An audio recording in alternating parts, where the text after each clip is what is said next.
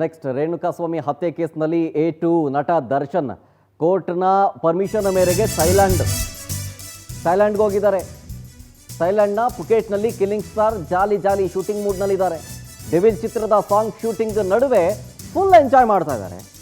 ನೆನೆ ಅಷ್ಟೇ devil song shooting ಆಗಿ ಪ್ರವಾಸಕ್ಕೆ ತೆರಳಿದ್ರು. ಪತ್ನಿ ಮತ್ತು ಮಗ ಇಬ್ಬರನ್ನು ಕರ್ಕೊಂಡು ಹೋಗಿದ್ದಾರೆ ನಟ ದರ್ಶನ್. 1 ವರ್ಷ ಆದಮೇಲೆ ವಿದೇಶಕ್ಕೆ ಹೋಗಿದ್ದಾರೆ ಕಿಲ್ಲಿಂಗ್ ಸ್ಟಾರ್ ದರ್ಶನ್. ಕೊಲೆ ಕೇಸ್ನಲ್ಲಿ ಕಳೆದ ವರ್ಷ ಜೂನ್ ತಿಂಗಳಲ್ಲಿ ಇದೇ ದರ್ಶನ್ ಜೈಲು ಸೇರಿದ್ರು. 2024ರ ಏಪ್ರಿಲ್ನಲ್ಲಿ ವಿವಾಹ ವಾರ್ಷಿಕೋತ್ಸವಕ್ಕೆ ವಿದೇಶದ ಪ್ರಯಾಣವನ್ನು ಬೆಳೆಸಿದ್ರು. ಅದಾದ ಮೇಲೆ ಬೇರೆ ಎಡವಟ್ಟುಗಳಾಯಿತು. ಆ ಎಡವಟ್ಟಿನಿಂದಾಗಿ ಜೈಲಿಗೆ ಹೋಗುವಂಥ ಪರಿಸ್ಥಿತಿ ಆಯಿತು. ಅದಾದಮೇಲೆ ಮಧ್ಯಂತರ ಬೇಲಾಯಿತು. ಆಮೇಲೆ ಜಾಮೀನು ಮಂಜೂರಾಯಿತು.